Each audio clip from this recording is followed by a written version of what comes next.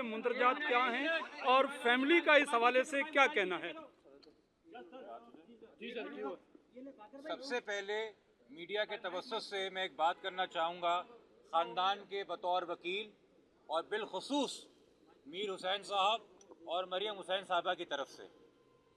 बहुत ही शर्म का मुकाम है, हाईली कंडेमेबल है कि पुलिस तफ्तीश के नाम के ऊपर मीडिया पे ये खबरें चलाई जा रही हैं कि इनके अज़वाजी ताल्लुकात क्या थे या खुला के हवाले से मामलात क्या थे। इस इखलाकी पस्ती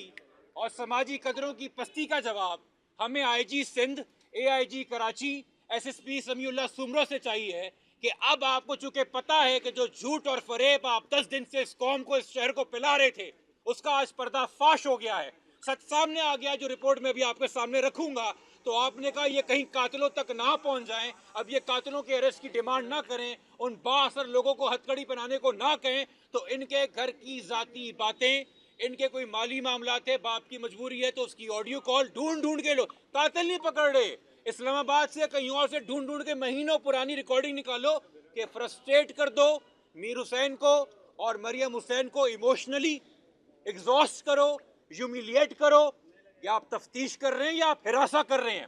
IG Sindh, AIG Karachi, SSP Samiullah Soomro और जितनी भी इन्वेस्टिगेशन टीम के अरकान है, मैं क्यों वकीली आपको कह रहा हूं, आप लोग तफ्तीश नहीं कर रहे, आप खानदान को हरास कर रहे हैं। 10 दिन ये खानदान चुप बैठा रहा, इसने आपको नहीं बताया मीडिया को कि इनमें से किन किन अफसरों ने घंटों रूम में बिठा के, अपने बयान तो लेने नहीं आए मगर अपने दफ्तर में बिठा के बार बार वालिदैन को कहा कि भाई सुसाइड है, मान ले हमारा तजुर्बा है, खुदकुशी कर गया आपका लड़का, मान लें, बैठ जाए, घर जाके बस शोक मनाएं और उसके लिए कफारा अदा करें। ये शहर का एआईजी कह रहा था, एआईजी कह रहा था। आज जो मेडिकल रिपोर्ट बनी, जुडिशियल मजिस्ट्रेट की निगरानी में जो एग्जीक्यूशन हुई, उन्होंने वाजे कर दिया, 14 सवाल लेके गए थे, सारे सवालों के जवाब दिए। पहली चीज जो तस्वीर में नजर आ रहा था वो बॉडी में सामने आई कि उसको यहाँ ठोड़ी के ऊपर एक इंजरी हुई थी। दूसरी चीज, उसकी आंखें का एरिया इतना कंप्रेस और धसा हुआ था कि जैसे जब शुरू की तस्वीर में वो फूला हुआ था और अब बिल्कुल ही खत्म हो चुका था, कि जैसे उसके चेहरे और आंख के ऊपर शायद कोई गैर कुदरती मवाद डाला गया है, इसलिए उसके चेहरे के ऊपर से सैंपल्स लेके भेजे गए हैं स्किन के लैब के लिए कि बताया जाए कि अगर इसमें किसी किस्म के केमिकल ट्रेसेस मिल रहे हैं कि नहीं। उसके माथे के ऊपर चोट का निशान था, उसकी नाक पे यहाँ पे चोट का और यहाँ इस तरफ से फ्रैक्चर है, उसके जो मुंह है, दांत जो आगे के हैं वो अपनी जगह पे, मगर उसके नीचे शदीद स्वेलिंग और कंजील ब्लड, जैसे उसके मुंह के ऊपर मुक्के मारे गए उसको मारने से पहले। उसके यहाँ कान के ऊपर का जो स्कल का एरिया है, इधर उसको फ्रैक्चर है कि उसको यहाँ पे तशद्दुद किया गया।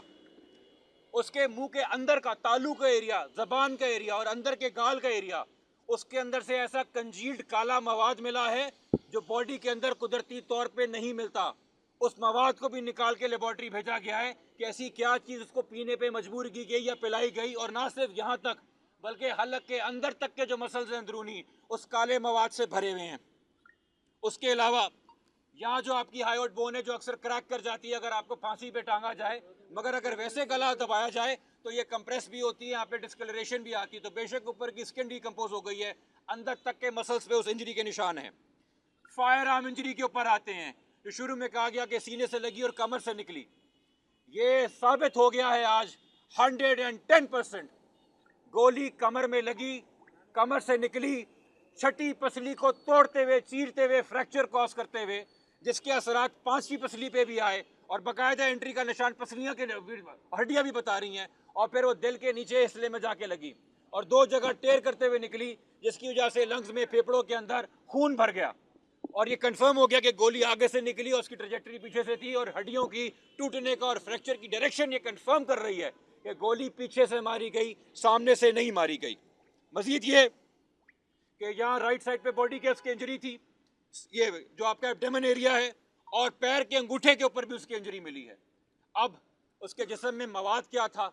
उसके जिस्म के ऊपर जगह जगह ये काले धब्बे क्या हैं, वहाँ से 17 स्किन सैंपल, 17 अलग जगह से जिस्म के सैंपल लेके केमिकल रिपोर्ट के लिए, एग्जामिनिंग रिपोर्ट के लिए भेजे गए हैं, जिसका हमें इंतज़ार है कि वो आना बाकी है। मगर एक बात साबित हो गई, जो रुसवाई आपने पैदा की हुई थी, जो ह्यूमिलिएशन आपने पैदा की हुई थी, जो आप तोड़ तोड़ के सीसीटीवी दिखा रहे हैं, जो आप तोड़ तोड़ के ऑडियो लीक दिखा रहे हैं, कुछ चुल्लू भर पानी है तो शर्म से डूब के मर जाइए। जो आला हुकाम में इस शहर के, ये कत्ल है, तशद्दुद के बाद, टॉर्चर के बाद कराची के एक हंसते खेलते एम्बिशियस पढ़े लिखे नौजवान का बेमाना कत्ल है। मगर आप तफ्तीश नहीं करना चाहते, आप खानदान को ह्यूमिलिएट करना चाहते हैं, हरास करना चाहते हैं, एग्जॉस्ट करना चाहते हैं। मुझे इस AIG पे, इस SSP की इन्वेस्टिगेशन टीम पे, और जब मैं मुझे कह रहा हूं तो मैं फैमिली की बात कर रहा हूं, हमें भरोसा नहीं है। हम पूरी इन्वेस्टिगेशन के मुतालबे बदलने का मुतालबा करते हैं, सारे सीनियर अफसर समेत। और अगर दूसरे अफसर भी ऐसे ही लगाए गए जैसे हैदराबाद और जामशोर से डॉक्टर आ रहे थे, तो फिर हम कोर्ट में जाके पूरी सदा रखेंगे। But have no doubts about it, senior police अफसरों ने इन 10 दिनों में हर एक दिन खानदान के साथ लगाया कि इनको मिसगाइड किया जाए कि ये सुसाइड है। अब जो सवाल करने हैं, जो गुफ्तगू अभी वालिद साहब करेंगे, इसके बाद मैं आपको दावत दूंगा और आपसे डिमांड करूंगा, रिक्वेस्ट करूंगा,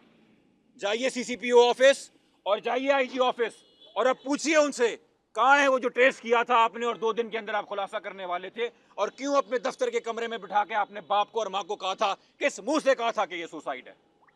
इमरान साहब ये बता दें